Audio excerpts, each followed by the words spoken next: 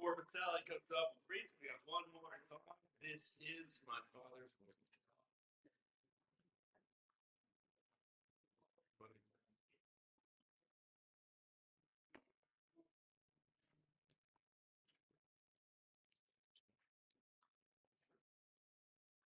This is my father's work.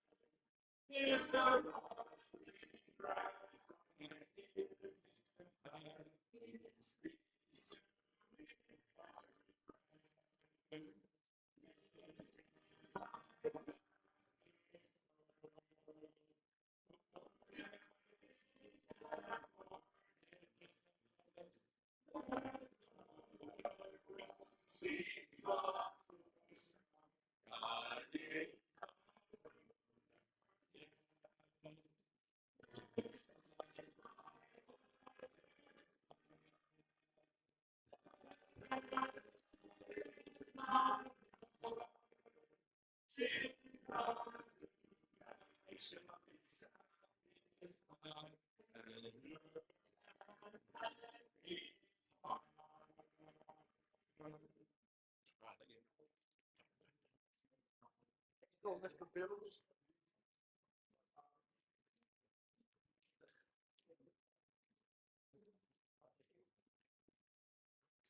Well, good morning, everybody.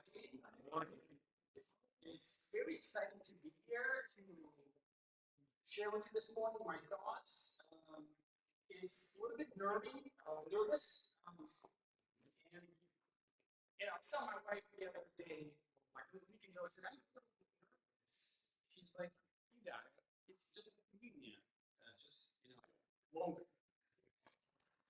And I think it's a privilege to share, but it's also a groups because it feels like hopefully that's all we're thinking about. Just today's lesson, and I don't want this make it to be necessarily about the delivery. I want to make it to be message and what's going to be on my heart. And if you're visiting this church for the first time, just so you know, don't judge the quality of the church by the serve. We have an official minister, take play, and he does a great job. Today he gets a day off to sit and relax and listen to the service. Now, those who don't know me, my name is Natalie. I've been running this church for close to 18, 19 years. I'm a regular dad, 9-to-5 job. So I have so these are my kids, right? So Liam, Sasha, and Lucas. It's been a really busy week for us. Sasha finished her elementary school. They have a promotion. They don't get any salary upgrade, but it's and Liam is in middle school and Lucas still in elementary. But parenting can be tough, but it's fun for the kids, right? They think about summertime. They think about going to theme parks. They think about picking out plays. Now, parenting can be fun too, but it takes a lot of effort, money, and time just to bring you to all these places. And it can be very, very tiring. The way I try to describe to other people what it's like to be a parent, it's like small kids, small problems, big kids, big problems. And if you've been there in between, you know what it's like, right? The small kids just deal with diapers and crying and everything else. When you have the older kids dealing with emotional issues and electronics, all kinds of things that you want to be have access to. But we can use Colette's services for babysitting.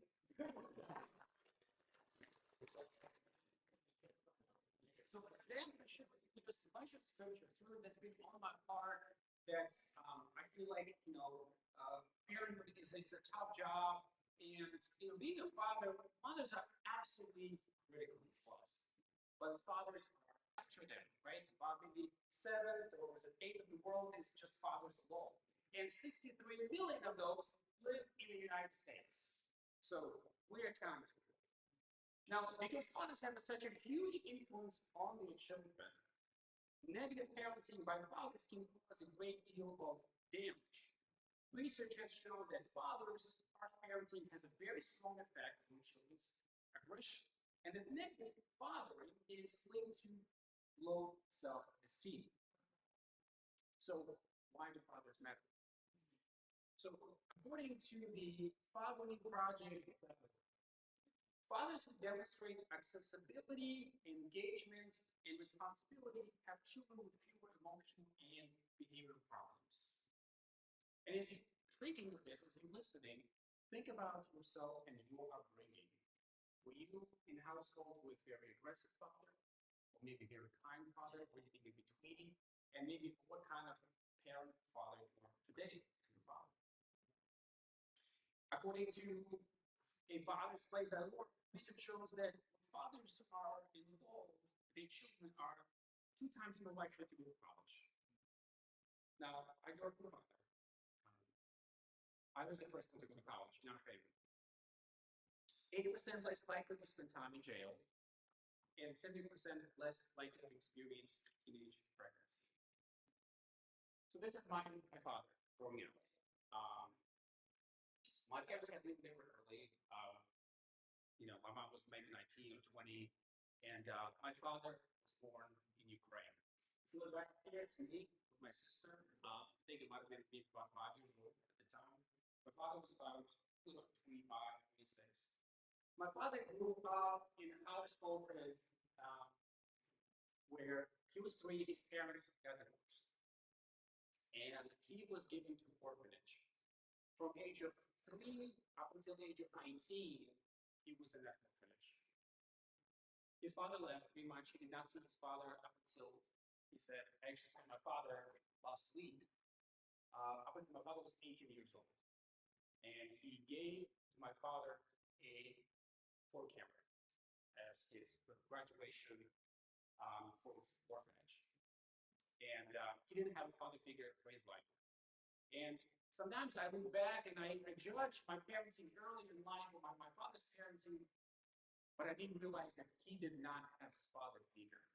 And if you think sometimes of your family members and what they might be going through, think for a moment, what kind of example in life did they have in order to raise you, or your siblings, or your nephew, cousins? And so there's no role model. Parents divorced when he was 3. He was pretty much left to himself, to figure life himself. And so, what is a role model? What is a role model today for us? And it's so much based on what we see outside. Maybe not even a parenting can influence our children as much as social media. How many of you have at least one social media app on your phone? Pretty much every single one of us. And YouTube, TikTok, the X, the Instagram, Snapchat. I mean, everything out there, you're just flipping and flipping and flipping just to kind of keep our brain at cycle all the time. And we think this is the way the world is. But it's absolutely not true. And we know that because we live in these bodies, we know how it feels. If social media is not the place where you get a role model, or maybe it's a workplace. Maybe you try sometimes imitate somebody you work with. And I know this about myself when I've been to some meetings at my job, and I go to some other meetings and I say some things and I step back and say, why did I say this? Oh, because I heard from this person. And something struck with me that, oh, it was influential for me and made me feel good, made me feel I've grown up, made me feel like I'm making a choice, or I said something right. Or maybe in schools, you have other role models. Maybe if you're in the middle school and you have upper grades, maybe if you're in the high school, you're entering it, maybe somebody in the 11th and 12th grade, and the way they act and who they are, popular they might be. So we're looking for those role models. I mean, it's a professional sport. I mean, we in America, we love sport, right? We live and breathe. This is what we do on the weekends. This is what we do throughout the week. So it's very easy for us to reach for those kind of, to us feels like a tangible goal, tangible moment. And in this whole world of influence, right, there's a term influencer. So according to the definition of influencer is, and this is not encyclopedia, but here's the definition, I think you'll get the point, is someone in your niche or industry with sway over your target audience. Influencers have specialized knowledge, authority, or insight into a specific subject. And as I'm talking about the influencer, I want you to think about God being the influencer and how the world is imitating all these qualities of God, but the world is not God. So this whole term of influencer really came from the creators. So some of the most, I'm so curious, who are the most popular influencers today? And I kind of Googled, and between TikTok, Instagram, and X, so these are the most popular ones. And I was surprised to see that actually soccer player, Cristiano Ronaldo, was the most popular influencer of 2024, with nearly 3/4 billion followers among those various social media platforms. And then there was a Leo Messi, and our soccer player, Selena Gomez, Wayne Johnson, Lucas Rock, Ariana Grande, Justin Bieber. I mean, they are popular. Entertainment, we love that because that's what most of us are seeking after a long day. And you're like, oh, this is what life must be like. But we're forgetting they're just people just like us. They just happen to be in that profession. They just happen to be doing that entertainment, and they're in the spotlight all the time. So, and those influencers are subject to different criteria. Wow, influencer, you got 1,000 to 10,000 followers. You have micro, macro, and mega influencers. So all these people that you see, they are mega influencers on us and our children and our neighborhoods and people who live around us.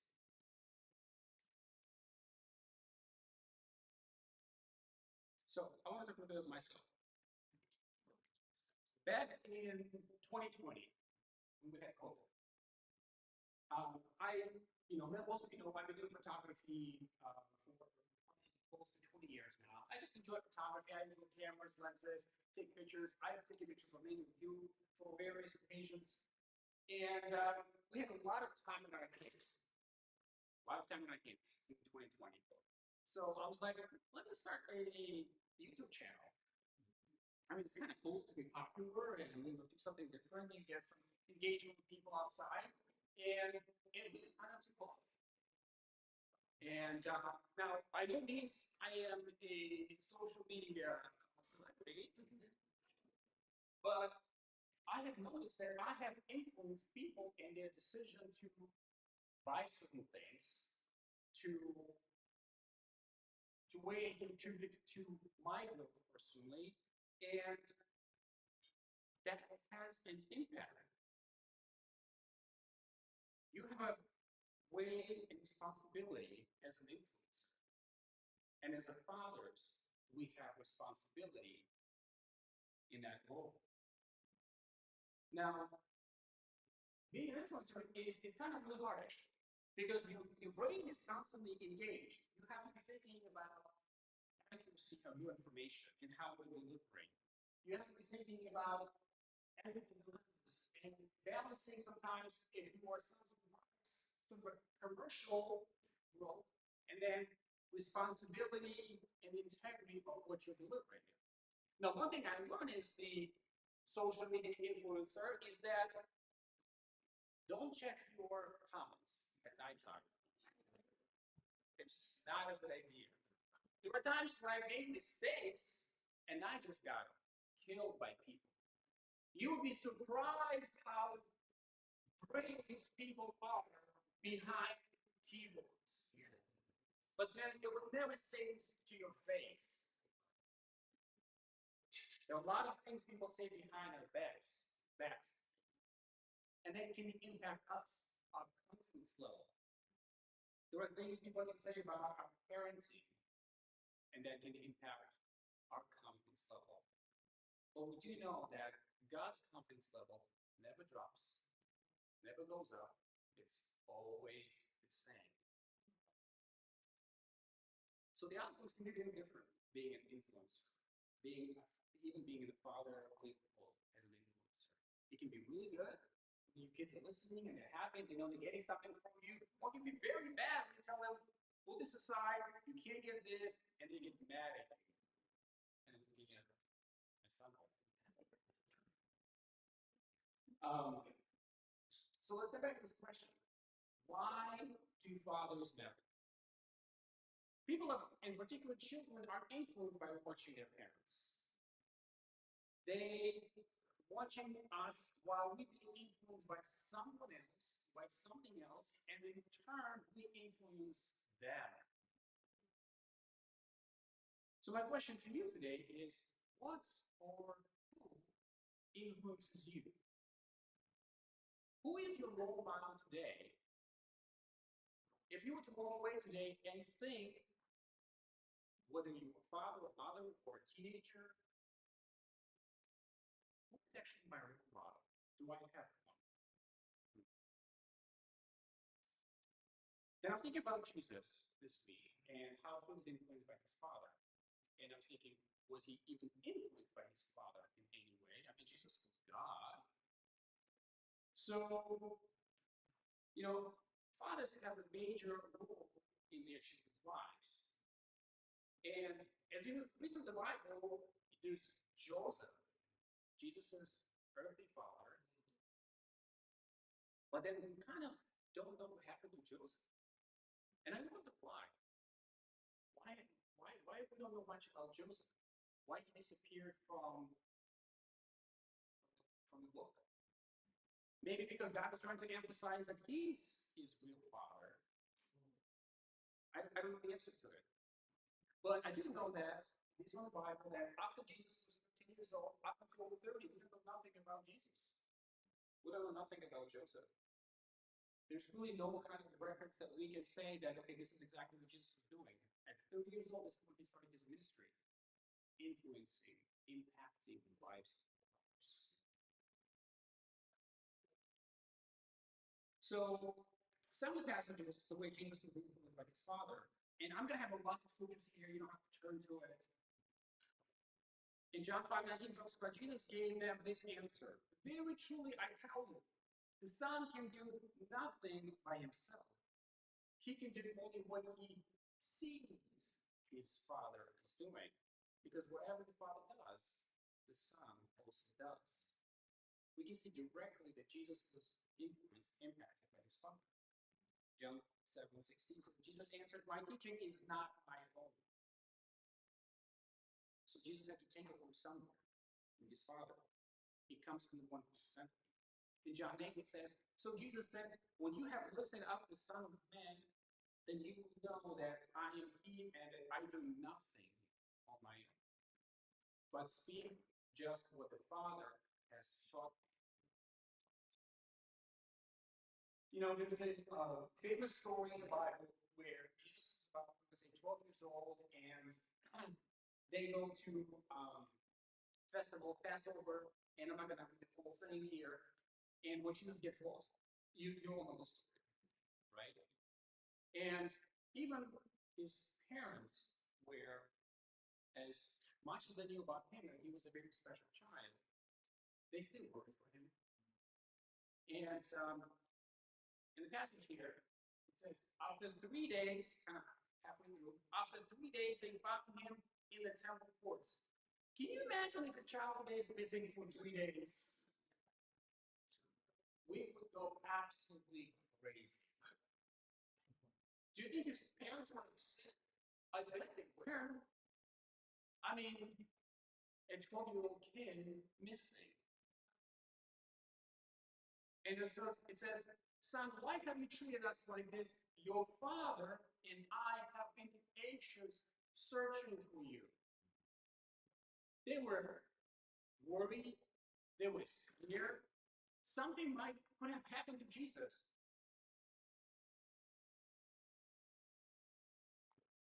I want to share a story with you about being a protector, being father, being a protector. And I was debating relationships with you guys.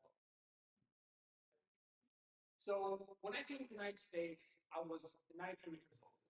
Do we have any 19-year-olds here? Anybody 19 here? I'm not afraid. 18, 19, 20, right? So I was my second year in college. I came here to the United States, and my English, I conversational English, that's all I had, but I didn't really know understanding of any specific terms of anything. So keep that in mind. I never shared this story publicly with anybody. It's kind of embarrassing to me, but I'm going to share with you because it has a point to it. So I was working in Ocean City, Maryland, and in this theme park called Trooper Rides. And it was 2002 summer. I was probably in the United States for maybe about a month or so.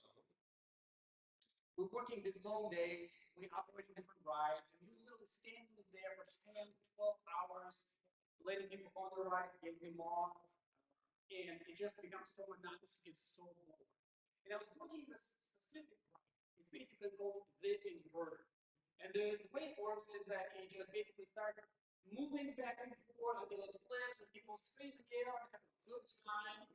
And in the summertime, if you've been to a theme park, it gets really busy out there. How many of you have been in a line for about like half an hour just waiting to do this ride? And this line is so long, it's all the way after the person who is actually operating the ride. So I was standing there. Have you ever been to a restaurant or a place where maybe it's a foreign language or it's a foreign restaurant to you and everything is written and you just don't know what it means? I mean, I'm just saying, like, maybe it's a Spanish restaurant, and most of us know most Spanish foods here, but let's say it's a chimichanga, and you never heard the word before, and you just want to find out, what is this? You know, you ask your server. So I'm sitting, I'm ready to ride. It's a hot day. It's just a lot going on. And then we're tired and bored at the same time. So the line of people standing here, there's this gate. And I'm standing here, like this guy in the right image here The platform was about maybe 3 feet off the ground elevated, and the line was there's fences full of people standing next to me, and there was this person standing, I would say female, and she had a tattoo of a character, a Chinese character on her shoulder. And I was like what does this mean? And she goes, seduction. I never heard this word before. I have no idea what it means. As I think of this today, it can be a little bit funny, but back then it wasn't funny. Because this is what happened after that. So she went on a ride, they're riding, having a good time, and I'm thinking of this word because I'm just in the country for a month. I'm trying to learn English. I'm here for work and travel and get to know a little English. And the lines keep backing up, and there's these two girls are standing next to me. They probably maybe, I don't know, 14, 15 years old. And I stay there next to them, and I'm wondering if I can ask someone this question. And I turn to them, and I say, do you know what seduction means? It's funny today. It was funny then. They didn't respond to anything. They just slipped in the crowd. No harm's done. About 5 minutes later, we come back with their fun. And I have never seen a man angrier than that. He is trying to drag me off that platform standing there. There's a ton of people, hundreds of people. He's yelling and cussing at me, and I have no idea why.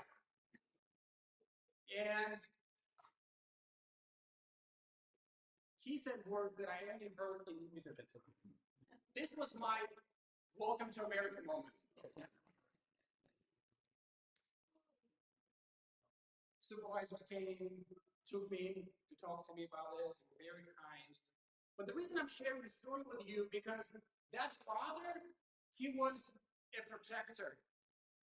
He found out something from his children that they're about to be harmed, would be harmed. And I felt so embarrassed. I felt so ashamed.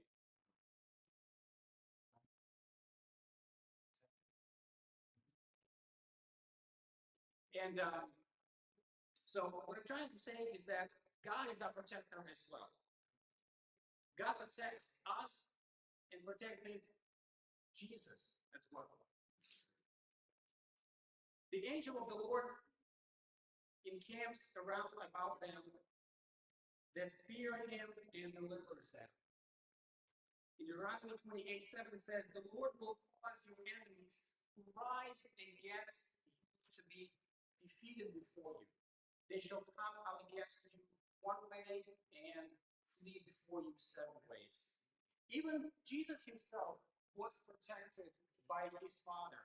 Remember the story when Jesus was born and Herod issued a decree that all boys under 2 years old to be killed?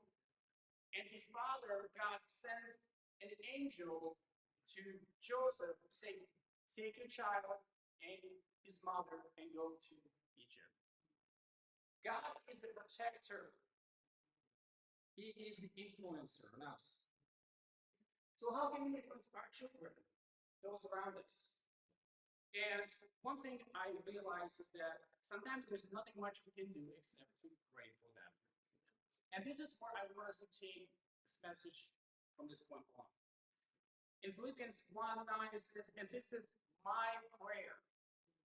Paul is saying, my prayer for you, that your love may abound more and more in knowledge and depth and insight, so that you may be able to discern what is best, and you may be able to be pure and blameless for the day of Christ, filled with the fruit of righteousness that comes through Jesus Christ, to the glory and praise of God.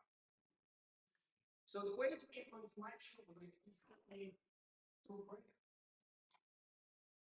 The James 5:16 talks about how the prayer of a righteous person is powerful and So I'm thinking to myself, how can I be effective in my prayers? So I spent a lot of time with Mark Ortolini for the past probably a few weeks. Used Mark's services to do some remodeling in my home, and we've been talking a lot. And many of you know Mark's dad, Ortolini. Bob Ortolini influenced me so much because he was a person of prayer. Anything can be happening in the service, Bob will over and say, let's pray. And you go like right here, like out. And that influenced me so much as a young adult at the time.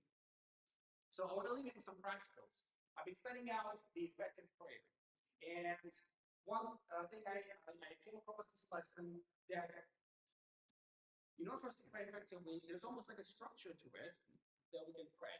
And the first one is basically the acronym for pray itself. So starting with the word P, and P stands for praise.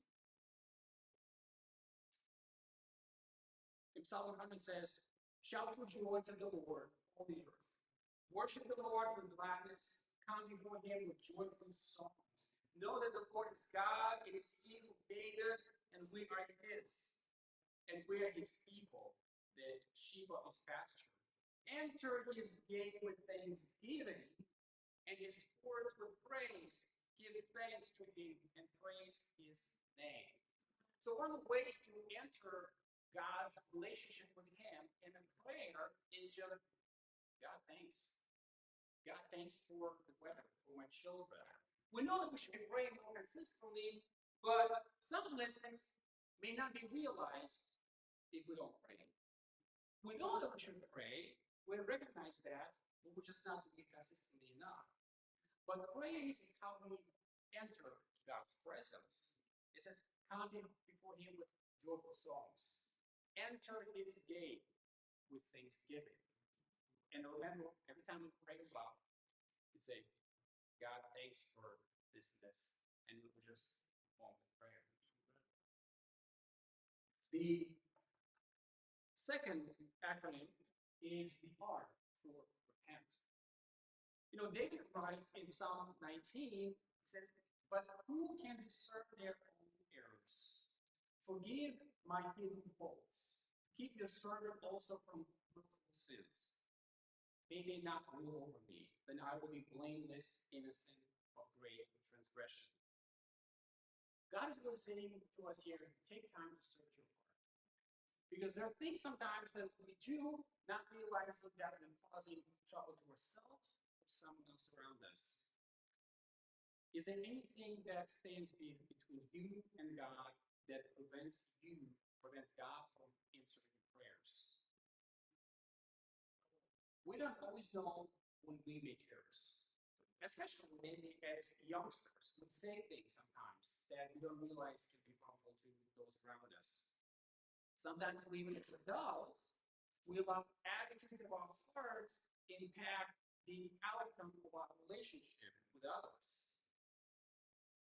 And God is really trying to say, hey, God, help me to put a spotlight on what's between me and you and what's troubling me here right now. The third one is the A, and this is for ask. Well, in 1 John 3 says, dear friends, if our hearts do not condemn us, we have confidence before God. And receive from him anything we ask, because we keep his commands and do what pleases him. Ask and it will be given to you. Seek and you will find. Knock and the door will be open to you. For everyone who asks receives. The one who seeks finds, and to the one who knocks, the door will be open. Now, God is telling us just ask. Just ask. Make sure you have a good motives. Make sure you are requesting that will glorify God and consistent with his word, and it brings joy to you and to him. But sometimes we ask for wrong reasons. And the last one is the why. And this is the hardest one. This is hardest one for me, and I think maybe it could be for you as well, is to yield. In Psalm 37:4 it says, delight yourself also in the Lord, and he will give you the desires of your heart. So I've been trying to kind of study this out a little bit, and the word delight in him means to be soft, to be pliable, something that can change form and shape. Delighting in the Lord is assuming a yielding posture before God. But what does that mean? How do you practice yielding to God? What does that mean when you pray? Well, I think it's actually very simple. Sometimes we just need to sit quiet. We ask God about things, we confess things, we praise Him. It's hard to be in a conversation with someone when you do all the talking. Right? God says sometimes just be quiet. Just wait a little bit. Listen and search your heart.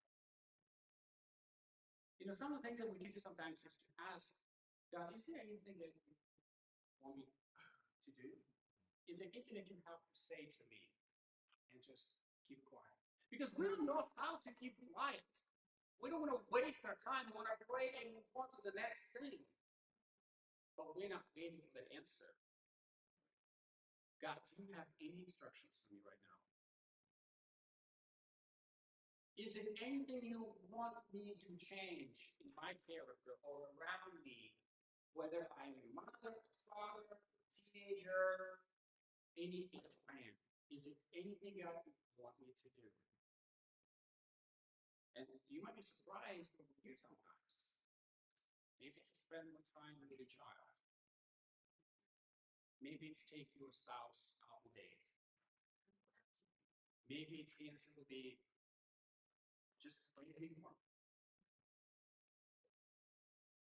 Go visit this person.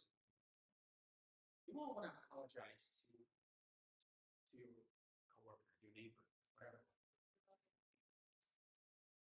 But we need to sometimes be quiet. Wait, listen, and search. So in summary, if you're looking at these phrases, repent, ask, and yield, these are some of the practical steps that we can do today to not with our kids, with our spouses, with our parents, to take time to pray. And there are a lot of biblical influencers: Joseph, Moses, Hannah, David, Esther, prophets, 12 disciples, Mary, Joseph. I mean, if you're looking through the Bible, there are influencers out there all the time. So God is calling us to be those influencers on our children, as fathers, as husbands, our wives, as co-workers. You know, we frequently maybe blame Christianity for we are being very certain either religion or groups of people, and can be scary to us even as we are in this world. But I was reading a school the other day that by Frank Turek, it says, newsflash, Christianity is not Christians. Christianity is Jesus. When someone plays Beethoven poorly, who do you blame? You don't blame Beethoven. You blame the player. So when somebody plays Christ poorly, who do you blame? If you're playing Christ poorly at home, as a father, as a husband, who do you blame? Do you blame your parents? Or maybe the way they raised you? Maybe you didn't have enough parenting. Maybe your father was absent in your life. And those things are absolutely valid and true. You can feel that. But if we want to be Christians, we gotta focus on Jesus. You know, Jesus prayed over and over again. He assumed this role as a man, came from above. So why shouldn't we pray if he was praying? If he needed a relationship with his Father, why do we assume sometimes we don't?